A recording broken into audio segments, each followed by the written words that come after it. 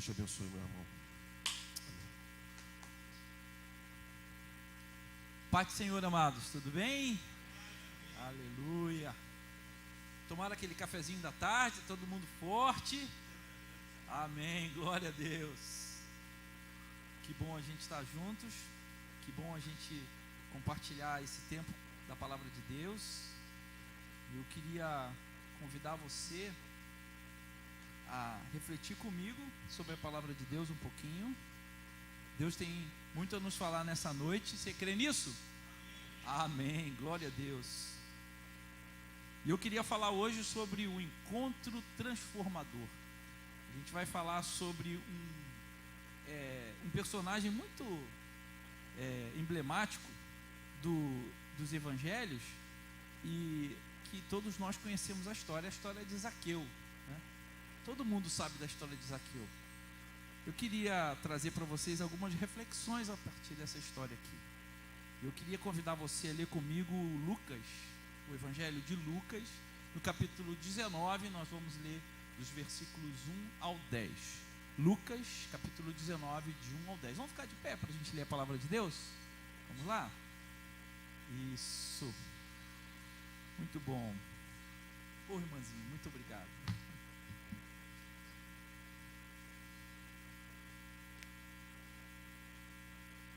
Então, amados, diz assim, e tendo Jesus entrado em Jericó, ia passando, e eis que havia ali um homem chamado Zaqueu, e era este um chefe dos publicanos, e era rico, e procurava ver quem era Jesus, e não podia, por causa da multidão, pois era de pequena estatura, e correndo adiante, subiu a um sicômoro para ver, porque havia de passar por ali.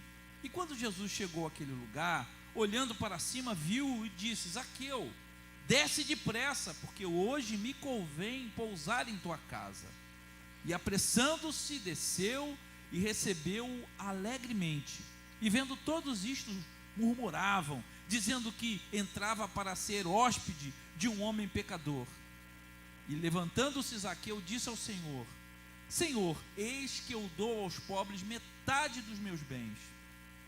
E se em alguma coisa tenho defraudado alguém, o restituo quadruplicado. E disse-lhe Jesus: hoje veio a salvação a esta casa, pois também este é filho de Abraão, porque o Filho do Homem veio buscar e salvar o que se havia perdido. Vamos orar, queridos? Pai amado, muito obrigado por essa noite, obrigado pela tua palavra, para que nunca volta vazia. Pai, eu me coloco agora diante do Senhor, ó Deus, coloco o meu coração diante de Ti, confesso agora diante dos meus irmãos a minha completa incapacidade de trazer qualquer coisa de mim mesmo que possa trazer algum alívio, alguma mudança, algo que possa confortar e possa transformar o coração e a mente dos meus irmãos. Não tenho essa capacidade, somente o Teu Espírito pode fazer isso. Então me coloco diante do Senhor agora, peço que o Senhor, por misericórdia, use o Teu servo, queima a minha boca com a brasa viva do altar, para que eu fale inspirado pelo Teu Espírito, a palavra que o Senhor tem para nós, para mim e para os meus irmãos nessa noite, para que saiamos daqui transformados pela ação do Teu Espírito através da Tua palavra. E assim nós oramos no nome poderoso de Jesus. Amém e amém. Glória a Deus. Pode se sentar, amado. Amado, essa é uma história muito, muito interessante, porque todos nós conhecemos bem essa história de Zaqueu. Mas quem que era Zaqueu? O publicano, né? Quem era Zaqueu, o publicano? Esse texto aqui de Lucas, né, no versículo 2 do capítulo 19, ele diz que Mateus, ele era chefe dos publicanos e era rico. Ele era um líder dos cobradores de impostos da sua região. Então, assim, mais do que um cobrador de impostos, ele era o líder dos cobradores de impostos. Provavelmente, Zaqueu era aquele que terceirizava a cobrança de impostos. Ele já estava num nível tão elevado na hierarquia dos cobradores, que ele terceirizava, ele contratava outros cobradores para trabalhar para ele. E a Bíblia diz que ele era rico. Mas como que um cobrador, né, ele seria rico? Bom, o cobrador era aquele que servia ao Império Romano. Ele era a pessoa do Império Romano que cobrava os impostos do povo. O Império, ele cobrava impostos altíssimos do povo. E se o povo não pagasse os impostos, ele tomava os bens, tomava os filhos, fazia os filhos escravos. Então, era uma situação muito, muito delicada. E o cobrador de imposto era sempre alguém do povo judeu, que era sacado ali para poder servir e fazer essa intermediação com Roma. Então você imagina que esse tipo de pessoa era considerada um traidor. Ele era, para o povo judeu, ele era um traidor, porque ele era aquele que trabalhava para o império que oprimia o povo judeu. Então, assim, ele estava do outro lado da história, né? E por que eles enriqueciam? Era a forma mais rápida de enriquecer, era ser um publicano. Porque eles cobravam impostos além do que Roma realmente pedia. Se Roma pedia 10, eles cobravam 20, pagavam 10 a Roma e ficavam com 10. Então eles eram corruptos também. Além de servirem ao império, também eram corruptos. E por isso eles enriqueciam, porque eles roubavam do povo. Então o povo mais ainda odiava eles por causa disso, por causa dessa forma com que eles agiam, né? Então, a fama de um publicano não era boa, né? Primeiro, ele tinha a fama de traidor porque ele era um aliado do Império Romano. E ele era também considerado uma pessoa corrupta, um ladrão, porque ele cobrava impostos acima do normal, do que Roma estipulava. Qual era a consequência para um publicano tomar essa posição? Ele tinha os benefícios, né? Ele era rico, o cara tinha posses, tinha tudo. Mas primeiro a família dele o rejeitava. Ele era rejeitado pela família, era excluído do seu convívio familiar, porque a família era judia. E ele era alguém que trabalhava para Roma. Depois, o publicano, ele era impedido de entrar no templo. Eles não deixavam o publicano entrar no templo, devido às suas atividades para Roma. Ele não podia exercer nenhuma atividade religiosa no templo. Mas nada disso Zaqueu não estava dando a menor bola para isso. Ele queria era enriquecer. O dinheiro era a motivação dele, né? Então o ganho, o lucro era a sua ambição. Ele não estava, por isso ele se tornou poderoso e se tornou rico. Então, essa era o contexto dessa história de Zaqueu. Eu queria agora, antes da gente começar a dissertar sobre esses versículos, versículo a versículo desse texto, eu queria contar uma ilustração. Todo mundo já ouviu falar de Cristóvão Colombo, né? Então bota lá para mim aquela... Isso. Todo mundo já ouviu falar. Eu pedi o chat GPT, ele fez essa imagem para mim aí, ó, de uma caravela. Isso é uma caravela. E Cristóvão Colombo, ele navegava, né? Ele era famoso por ir descobrir o caminho para as Índias e tal, né? E ele foi um dos inspiradores para que Cabral pudesse chegar aqui, né? Essa semana, por coincidência, eu estava ouvindo numa rádio um historiador falando sobre o descobrimento do Brasil. E ele estava falando por que eles, quando saíam da Europa e faziam aquele contorno ali na África para chegar nas Índias, por que eles acabavam se perdendo? Porque eles tinham que vir muito ao leste, porque se eles ficassem muito próximos da costa da África, os mares ali, a maré é muito, muito impetuosa, e a navegação ali é muito difícil. E essa embarcação é uma embarcação muito frágil.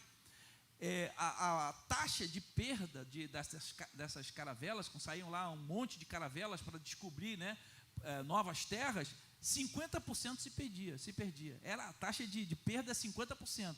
Então eles tinham que navegar muito longe da costa da África para poder chegar nas Índias. E foi numa dessa que Cabral navegou longe demais e chegou no Brasil. Foi lá bater em Porto Seguro, porque ele foi tão ao leste que acabou chegando lá em Porto Seguro. E aí o Cristóvão Colombo, ele escondia, né, dos seus subordinados lá, qual era o verdadeiro perigo que eles estavam correndo. Eles não sabiam exatamente, porque 50% do povo iam morrer, ou por um naufrágio, porque as caravelas iam, né, sofrer algum intempérie, os ventos e tal, e acabar naufragando, ou de doenças. Eles tinham doenças terríveis, as condições de higiene eram muito ruins e tal. Quer dizer, era uma viagem assim, para 50% não voltar. E ele escondia. Então, nessa ilustração, o Cristóvão Colombo ele escreveu 2 diários. Um deles continha informações falsas, porque ele desejava que os seus homens pensassem estar mais perto da sua terra natal do que de fato era o caso. Então, para que eles pensassem que estavam mais perto da costa, para eles ficarem com o coração mais tranquilo, ele escrevia um diário falso. Não, está tudo bem e tal, estamos perto da costa, daqui a pouco a gente vai chegar e tal. E ao que parece, Colombo considerava a moral da sua tripulação mais importante do que a integridade física deles. Então, essa é uma história que a história conta, né? Mas isso não aconteceu com Jesus. Jesus, ele estava nesse caminho, que ele parou em Jericó, ele estava indo para Jerusalém. Jericó era o lugar onde Zaqueu estava, e Jesus era acompanhado de uma multidão, e essa multidão ficava lá em torno de Jesus. E Jesus estava indo para Jerusalém porque algumas semanas depois, já viria a Páscoa, já viria o seu sacrifício, tinha aquela entrada triunfal de Jesus em Jerusalém, ele já estava nesse caminho já. E Jesus deixou muito claro para os discípulos o que ia acontecer. Ao contrário de Cristóvão Colombo, que escondia dos seus subordinados o que estava para acontecer, Jesus deixou muito claro todas as dores que ele haveria de passar naqueles próximos dias. Só que os discípulos não conseguiram compreender o que ia acontecer. Eles não conseguiram alcançar o que era o plano da salvação, o que era o sacrifício de Jesus ali na frente. O povo, aquela multidão que acompanhava Jesus, elas acompanhavam Jesus por 2 motivos. Um motivo era que eles esperavam que Jesus seria aquele libertador da espada, aquele que ia libertar o povo judeu do domínio romano através da espada. E Jesus seria o rei desse novo reino de Deus, que seria instaurado ali. Essa é que eles tinham, que Jesus fosse o Messias, mas o Messias com a espada na mão, que ia libertar o povo judeu da opressão romana. Alguns seguiam Jesus por causa disso. E outros seguiam Jesus simplesmente para ver os milagres. Jesus toda hora tinha um acontecimento, toda hora tinha um milagre. E eles estavam seguindo Jesus porque eles queriam, qual vai ser o próximo milagre? Qual vai ser o próximo sinal que esse profeta, entre aspas, como eles pensavam, né, iria dar? Então, essa era a verdadeira identidade de Jesus. Jesus não escondia nada de ninguém. Jesus caminhava na direção de Jerusalém e os discípulos dele sabiam exatamente o que ia acontecer. Aí a gente olha para o versículo, aí a gente falando do versículo, seguindo agora aqui o texto, no versículo 2 ao versículo 4, aí aparece Zaqueu, lá, cobrador de impostos em Jericó. Jericó era uma cidade rica, uma cidade que tinha um ponto comercial forte, uma cidade de transição para Jerusalém, então ela estava numa rota comercial. Então, era uma cidade que tinha uma certa influência. Então, Zaqueu, na sua curiosidade, para saber quem era Jesus, ele começou, então, a tentar se chegar a Jesus. Olha, Zaqueu era uma autoridade. Ele era o chefe dos publicanos. Mas ele foi um homem que tornou-se como uma criança. Pode botar no próximo aí. É um homem que tornou-se como uma criança. Olha só como o Zaqueu foi infantil para tentar ver Jesus. Ele saiu correndo, foi lá, como ele era uma pessoa de baixa estatura, ele subiu numa árvore para tentar ver Jesus. Ora, uma pessoa da posição dele, correr, subir numa árvore, era uma coisa assim, inusitada, né? Ele saiu correndo na rua, subiu na árvore, simplesmente porque ele queria ver Jesus. Essa descida à infância de Zaqueu, ela nos diz bastante coisa a respeito da sua sede que ele tinha, e saber que Jesus tinha alguma coisa diferente a oferecer para Ele. Muitas vezes, queridos, nós na caminhada, quando ficamos mais maduros, nós também envelhecemos a nossa mente e deixamos de ter aquela simplicidade que a infância nos deu, né? Muitas vezes a gente olha assim a criança e a gente observa, né, os pais, principalmente quando estão vendo os filhos crescendo, a gente observa como a criança é simples nas coisas que ela faz, como ela é sincera nas coisas que ela diz, né? Apesar de não ter maturidade, está sempre exposta ao perigo, sempre confia nos pais, né? Então, sempre acha que o pai vai salvar ela de alguma situação. Essa é a criança, né? A criança faz cada bobagem que... O meu menor lá, que hoje já tem 28 anos, né? Mas o meu mais novo, o Felipe, gente, mas o menino para subir em árvore, que coisa... Eu devia ter colocado o nome dele de Zaqueu, porque ele gostava de subir em árvore. E aí, quando a gente via, estava o Felipe pendurado lá no galho. Aí a mãe, Felipe, desce daí, Felipe, que você vai cair. E ele não tinha noção nenhuma do perigo que estava correndo. Se ele caísse, podia quebrar um braço. Um dia estava lá, brincando em casa no banheiro, escorregou no banheiro, bateu com um queixo numa quina lá de mármore. Mas como saía sangue, gente, meu Deus do céu, nunca vi tanto sangue na minha vida. E aí fui levar ele para dar ponto. Aí chegamos no pronto-socorro, aquele negócio sangrando pra caramba. E ele com aquela cara amarrada, né? Não tinha nem a menor noção do negócio. Aí foi lá, deu ponto, o médico não deu nem anestesia. Ele foi lá, deu acho que foi 3 pontinhos que ele tomou aqui. Ele com aquela cara amarrada, aí saiu ele de dentro todo ensanguentado e com a cara amarrada, não deu um choro. Eu falei, gente, não tem noção, né? Do perigo, noção de nada. Isso são as crianças. Mas muitas vezes a gente perde essa simplicidade da criança. A gente vira pessoas complicadas, pessoas que... Por isso que Jesus fala que nós precisamos ser como crianças. E aí Jesus fala lá em Lucas, no capítulo anterior, 18, 17, ele fala: quem não receber o reino de Deus como uma criança, de maneira alguma entrará nele. É isso que Jesus está falando. Nós precisamos ter um coração simples. Sabe que a gente tem complicado a vida, as pessoas têm complicado, o mundo já é complexo, e às vezes a gente complica mais ainda. Uma outra coisa que a gente pode tirar de característica de Zaqueu, que o atraiu a Jesus, foi a curiosidade. Zaqueu era curioso, ele queria saber quem era esse Jesus, que estava passando ali, que estava fazendo tantas coisas. E ele não permitiu que a sua posição social, que a sua riqueza e a sua dignidade fosse ferida de alguma forma, dele simplesmente subir na árvore para ver Jesus. Ele não se importou com isso. Ele simplesmente foi lá e subiu na árvore.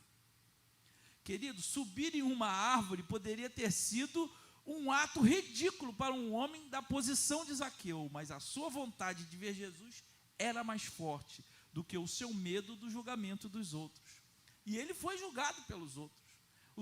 O povo dizia assim, olha só, quando Jesus mandou ele descer, eles disseram assim, olha, Jesus vai lá jantar na casa de pecadores, né? Então ofenderam a moral de Zaqueu, apesar que a moral dele não era muito boa, mas assim, ofenderam, ele podia ter se sentido ofendido. Não, Jesus, então vamos desmarcar esse encontro aí, porque essas pessoas estão impedindo, estão falando. Ele se lixou para aquelas pessoas que estavam falando dele. Ele só queria ver Jesus, só queria receber Jesus. Agora, uma coisa que a gente consegue perceber quando a gente lê o versículo 5, que diz assim: e quando Jesus chegou àquele lugar, olhando para cima, viu e disse-lhe: Zaqueu, desce depressa, porque hoje me convém pousar em sua casa. Zaqueu, ele estava pensando que ele estava procurando Jesus, mas não, era Jesus que estava procurando ele. Vocês acham que Jesus passou por Jericó de forma desapercebida? Que ele simplesmente foi um acaso? Jesus foi lá. Não tem acaso no reino de Deus, querido. Tudo é plano do Senhor. Quando você entende isso, você entende que a sua vida está na mão de Deus. Não tem acaso, querido, né? tem uma letra, infelizmente tem que falar, tem uma letra que fala, o acaso vai me proteger, o acaso não vai te proteger de nada, porque não tem acaso, o que tem é plano de Deus, para a minha e para a sua vida, e era plano de Jesus passar por Jericó, porque ele sabia que ele tinha um encontro com Zaqueu. Isso era plano de Deus, ele precisava alcançar Zaqueu. Zaqueu achava que ele estava procurando Jesus, mas era Jesus que estava procurando ele. A iniciativa era de Deus, de procurar ele. Este aspecto dessa história, querido, ilumina para a gente uma verdade central do Evangelho. Deus toma a iniciativa para nos buscar. Mesmo quando não acreditamos ser nós os responsáveis por essa busca, Deus está buscando você. É isso, amado. Essa iniciativa divina, ela está expressa no último versículo que nós lemos desse trecho, no versículo 10. Pois o Filho do Homem veio buscar e salvar o que estava perdido. Jesus veio para nos buscar, para buscar a mim e a você. Jesus não apenas passa casualmente em Jericó, de propósito, ele queria ter um encontro com Zaqueu. E essa ação de Jesus, querido, reflete o coração de Deus, que sempre toma a iniciativa de se aproximar de nós. Você quer ver alguns paralelos bíblicos dessa história? Lá em Gênesis 3:9, quando Adão e Eva pecaram, eles se esconderam de Deus, porque eles perceberam, comeram do fruto, e eles perceberam que estavam nus e se esconderam. E aí o que Deus pergunta para eles? Adão, onde estás? Onde você está, Adão? Será que Deus não sabia onde Adão estava? Sabia. Mas Deus estava ativamente procurando Adão. Ele queria buscar Adão. Ele queria falar com Adão. Ele queria, Adão, você sabe o que você fez? Você sabe exatamente a consequência desse ato que você tomou? Deus estava ativamente buscando Adão. Lá em João 4, de 7 a 26, naquele encontro que Jesus teve com a samaritana, Jesus toma a iniciativa da conversa. A samaritana chega e Jesus começa a conversar, mesmo contra vamos dizer assim, uma ação que seria inusitada, de um homem conversar com uma samaritana. Os judeus nem falavam com samaritanos, ainda mais um homem falando com uma mulher samaritana. E aí Jesus começa, muito mais do que Jesus profetizar e dizer tudo que era da vida dela, Jesus ainda ofereceu a água viva, que era a promessa do Espírito Santo, que ia saciar a sede dela e a sede de todos nós. Então, Jesus ativamente ofereceu essa água viva para ela. Lá em 1 João 4,19, diz assim, nós o amamos porque Ele nos amou primeiro. Esse verso é a essência da graça divina. Querido, o amor de Deus por nós é a causa e não a consequência do nosso amor por Ele. Muita gente prega que, porque eu tenho amor por Jesus, então Ele vai me amar. Eu te amo, eu estou apaixonado por ti. Não, Ele nos amou primeiro. E por causa do amor dEle, nós despertamos o nosso amor por Ele. Ele é a causa do nosso amor. O nosso amor é consequência dele ter derramado o seu amor por nós, da sua graça estendida sobre as nossas vidas. Muitas vezes, queridos, nós achamos que estamos no controle da nossa jornada espiritual, que somos nós que procuramos por Deus. No entanto, a verdade bíblica é que Deus sempre toma a iniciativa. Ele vem ao nosso encontro, conhece os nossos esconderijos e nos chama pelo nome, como fez com Zaqueu. Alguém tinha apresentado Zaqueu a Jesus? Não. A Bíblia fala alguma coisa aqui, olha, os discípulos foram lá, Jesus, esse que está aqui na árvore é Zaqueu. Muito prazer, Zaqueu. Zaqueu, desce depressa aí que eu quero pousar na sua casa. Não. Zaqueu não tinha sido apresentado a Jesus. Jesus já sabia o nome de Zaqueu. Jesus falou, desce depressa, Zaqueu, que eu quero pousar na sua casa. Você tem noção que Deus sabe o seu nome? Você tem noção disso? Lá em Apocalipse fala que nós vamos receber uma pedrinha, branca com o nosso nome, né? Você tem noção de que Deus te chama pelo nome? Que Ele conhece você desde o ventre da sua mãe, desde que você era, né? A Bíblia fala que desde que você era alguma coisa informe, assim, sem forma ainda, Ele já conhece você. Nas primeiras células, Ele já conhece você, que Ele planejou você, que Ele te conhece como ninguém, mais do que você mesmo. Você tem noção disso? Do que você servir a esse Deus que conhece você de uma forma maravilhosa, de que você foi formado de uma forma tão tremenda. Ele ativamente busca por você, Ele quer a sua vida, Ele quer o seu coração para sempre, amado. Ele te chama pelo nome, Ele conhece as suas dores, as suas dificuldades, as suas fraquezas, as coisas boas da sua vida, as suas virtudes, porque Ele te fez desde sempre. Isso é lindo, quando a gente consegue perceber que nós servimos a esse Deus maravilhoso. Esse conceito, querido, de ser encontrado por Deus, pode mudar muito a sua forma de enxergar a fé, a sua forma de caminhar, de saber que você serve a um Deus que te busca primeiro. E eu quero fazer uma pergunta, deixar uma pergunta para você. Como você pode responder a esse amor divino que sempre toma a iniciativa? Pensa um pouco nisso, querido. Como você tem respondido a esse amor maravilhoso do Senhor por você? Uma outra questão tão interessante aqui sobre Zaqueu é que o anfitrião tornou-se o convidado. Os papéis aqui se inverteram. Nessa história de Zaqueu, a gente vai ver um interessante jogo de papéis entre Jesus e Zaqueu. Esse momento, que é crucial, né, simboliza a inversão do papel do anfitrião e do convidado, que reflete a mudança profunda que acontece no coração de Zaqueu. Lá no versículo 6, agora, né, do capítulo 19 de Lucas, né, mostra que Jesus convidando-se para a casa de Zaqueu, e aí isso foi um ato tremendamente incomum, né? É como se eu dissesse assim: Jefão, olha só, hoje eu vou comer uma pizza lá na sua casa. Seria até indelicado, né? Eu falei, irmão, pois é, mas assim, eu já tinha outros planos, né? Eu vou sair com a minha esposa, a gente vai para um outro lugar. Não, Jefão, mas eu vou comer uma pizza na sua casa, fica tranquilo, pode, né? Vou entrar na sua casa lá, vou sentar na sua mesa, e a gente come aquela pizza, toma aquele refrigerante. Estou invertendo os papéis. Ora, a casa é dele, eu não posso chegar a dizer o que eu vou fazer na casa dele, né? Então, isso aqui se inverteu. E Jesus falou assim: Zaqueu, hoje me convém pousar na sua casa. Se inverteu. Quem era o anfitrião virou o convidado, quem era o convidado. Zaqueu virou o convidado na casa dele. Isso porque Jesus queria fazer alguma coisa muito especial com Zaqueu.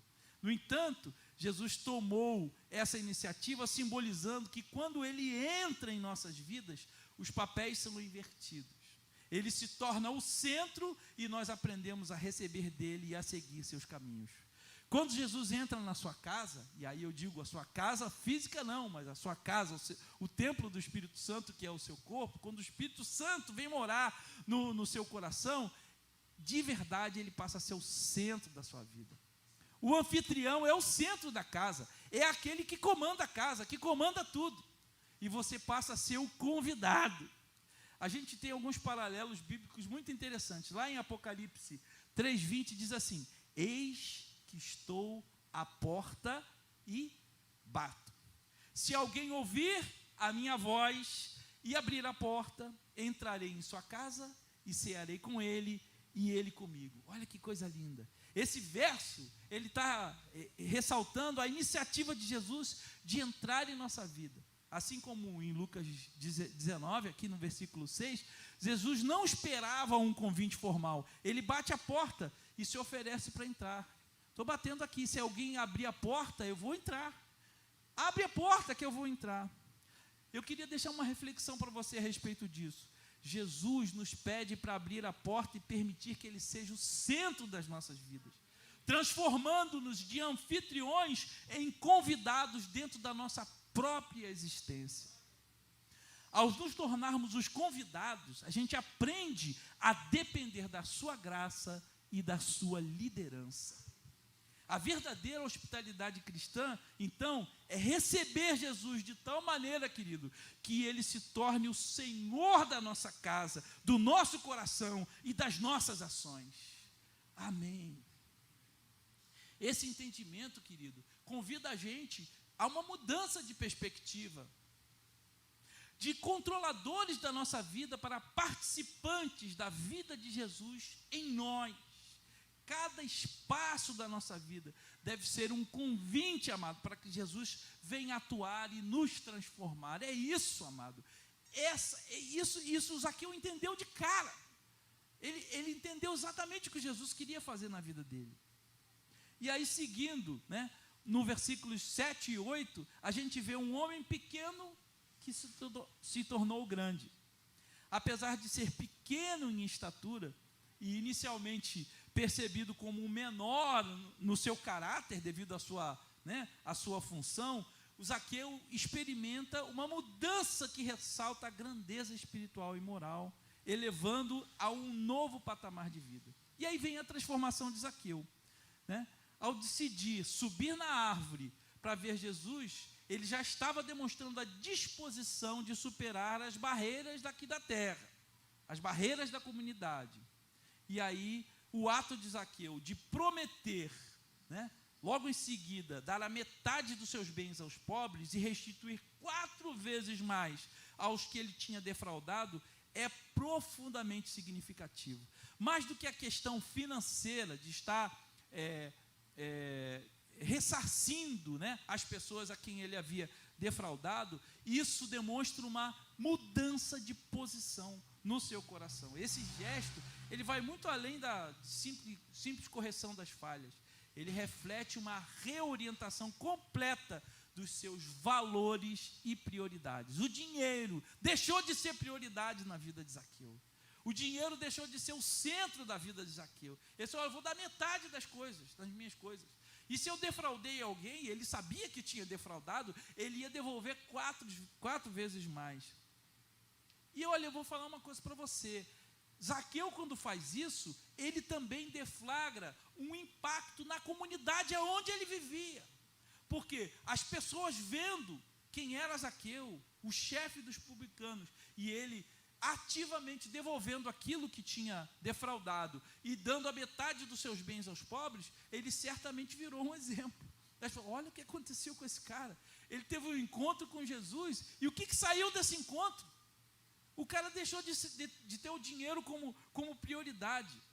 Querido, as nossas ações têm que refletir a crença que você tem. Se você diz que tem fé em Jesus, que você tem o Espírito Santo no seu coração, as suas ações precisam refletir isso. Foi isso que aconteceu na vida de Zaqueu. Quando ele viu que Jesus estava com ele estava naquele momento de encontro maravilhoso com Jesus e foi transformado no seu caráter, as suas ações refletiram aquele encontro maravilhoso com Jesus. Isso precisa acontecer. É por isso que às vezes quando eu vejo assim algumas pessoas falarem da nossa fé e não falam em arrependimento, não falam em mudança, desconfia, mano. Se você ouviu alguma mensagem que não fala de arrependimento e que não fala de mudança, tem alguma coisa escondida nisso aí. Porque quando Jesus chega, quando o Espírito Santo entra no nosso coração, há mudança de ação, há mudança de pensamento. Não tem como isso não acontecer. E se isso não acontece, desconfia que tem uma coisa que está errada. Alguma coisa não está bem com esse encontro. Zaqueu não poderia sair daquele encontro com Jesus sem estar verdadeiramente transformado pela presença de Jesus na sua casa. E aí, falando por último aí, um homem pobre tornou-se rico, aí falando dos versículos 9 e 10. A conclusão, querido, dessa história de Zaqueu é marcada por uma reviravolta surpreendente. A mudança de perspectiva de Zaqueu começou porque ele era um homem que parecia que ter tudo sob controle, com riqueza acumulada, através dos seus métodos de trabalho muito questionáveis, mas, no entanto, quando ele teve um encontro com Jesus, ele teve um encontro com a sua pobreza espiritual. Ele foi confrontado com a sua pobreza espiritual, e ele realmente teve um encontro com Jesus, um encontro que traria paz, uma paz duradoura, que não vem daquilo, uma segurança que não vem do que ele possui, do que ele possa ser, da sua posição, mas uma segurança de entregar sua vida nas mãos do verdadeiro Deus, do verdadeiro Cristo. A decisão de Zaqueu de seguir a Jesus, amado, e ajustar as suas ações conforme os ensinamentos de Cristo, mostra para a gente uma mudança de perspectiva. E aí ele entendeu a riqueza da salvação. Quando Jesus declara que a salvação chegou à casa de Zaqueu, ele não apenas está falando de uma redenção individual de Zaqueu, mas ele está falando de uma restauração de relações quebradas entre ele, sua família e a sua comunidade. Porque Zaqueu pecava contra a sua própria comunidade. A generosidade foi o caminho para a verdadeira riqueza. Zaqueu então decide dar metade dos seus bens, restituir 4 vezes mais quem ele defraudou, e esse ato não apenas cumpre a lei, mas vai muito além dela. Ele mostra um coração verdadeiramente transformado. Querido, essa generosidade daquele momento de Zaqueu é um indicativo dessa nova riqueza que ele alcançou, a riqueza de espírito, que valorizava o bem-estar dos outros acima do seu próprio ganho material. E isso é uma reflexão sobre o que tem valor para a gente. O que você está valorizando? Qual é a coisa que você está dando mais valor na sua vida? Aonde nós estamos investindo os nossos recursos, o nosso tempo e a nossa energia? Essa é a pergunta que eu queria deixar para você pensar nessa semana. O que você está valorizando, amado? O que é mais importante na sua vida? Quem é o centro da sua existência? Zaqueu está mostrando para a gente, amado, que quando a gente prioriza as riquezas espirituais e as riquezas relacionais, as riquezas de relacionamento, encontramos um propósito de paz, e as riquezas materiais ficam em segundo plano. Elas podem até vir, mas elas não nos dominam mais. Querido, eu queria deixar essa reflexão da história de Zaqueu para mim e para você. Como a gente precisa entender essa história sob o ponto de vista espiritual, muito mais do que uma história, uma historinha que a gente conta para as crianças e tal, porque é uma história interessante, mas muito mais do que isso, essa história de Zaqueu é um lembrete poderoso de que ninguém está além do alcance da salvação de Deus. Nós não estamos além do alcance da salvação de Deus. Jesus continua a procurar os perdidos e deseja entrar na vida de cada um de nós. E o nosso desafio é: estamos apenas seguindo a multidão para ver os milagres, ou estamos buscando um verdadeiro relacionamento com Jesus? Você está seguindo o povo? Existe um adágio popular, né, que a voz do povo é a voz de Deus. Não é não, querido. Isso é uma grande mentira. A voz do povo não é a voz de Deus. A voz de Deus é a voz de Deus. E será que você está seguindo o povo ou está seguindo a voz de Deus? Essa é uma reflexão que a gente precisa fazer nessa noite. Zaqueu, ele não deu importância para as pessoas que estavam falando mal dele, dizendo: olha só, o pecador, Jesus está indo lá na casa do pecador. Jesus menos ainda, né? Ele tinha consciência plena da sua missão. Mas Zaqueu podia ter dúvida, não teve. Eu vou receber Jesus, ele vai na minha casa, e alguma coisa muito tremenda vai acontecer. Será que você está seguindo a multidão? A multidão seguia Jesus, ou para ver os milagres, ou achando que Jesus era o libertador da espada. Quantas vezes a sua justiça própria está na frente da sua fé ao Senhor? Ah, não, a minha justiça é... Não, aquele cara ali tem que pagar, aquele cara ali fez isso comigo, Deus pesa a mão. Tem gente que ora para Deus pesar a mão. Querido, sua justiça diante de Deus não vale nada. Zaqueu não pediu justiça para aquelas pessoas que estavam o acusando, ele simplesmente seguiu Jesus, ele simplesmente teve um encontro com Jesus. E essa é uma reflexão que eu queria que eu e você fizéssemos nessa noite, que a gente possa ser como Zaqueu, deixando de lado o orgulho, as posições, e recebermos Jesus com alegria e simplicidade. Jesus continua a bater a porta dos nossos corações hoje. E aí eu quero dizer para você, se você não fez isso ainda, abra a porta e permita que Ele entre para transformar a sua vida, trazendo a verdadeira riqueza, alegria e propósito. E eu queria fechar essa nossa reflexão com o último versículo, versículo 10, desse capítulo 19, que diz assim: porque o Filho do Homem veio buscar e salvar o que se havia perdido. Você pode baixar sua cabeça agora? Vamos orar. Pai amado, muito obrigado. Obrigado por essa noite, nós te louvamos, Pai. É muito bom estar na tua casa, ouvir a tua voz. É muito bom saber que o Senhor cuida de nós, que o Senhor ativamente nos amou primeiro. E porque o Senhor nos amou, o nosso coração quer te amar também, porque recebemos a graça maravilhosa e o perdão que vem do Espírito Santo, Pai. Oh Deus, louvado seja o teu nome. E nós como igreja nos colocamos diante de ti agora, pedimos que o Senhor nos ajude a realinhar os nossos propósitos, deixarmos de olhar tanto para essas coisas daqui da terra, e buscarmos o teu reino primeiro, porque sabemos que tudo que nós necessitamos há de nos ser acrescentado. O Senhor sabe de todas as nossas necessidades.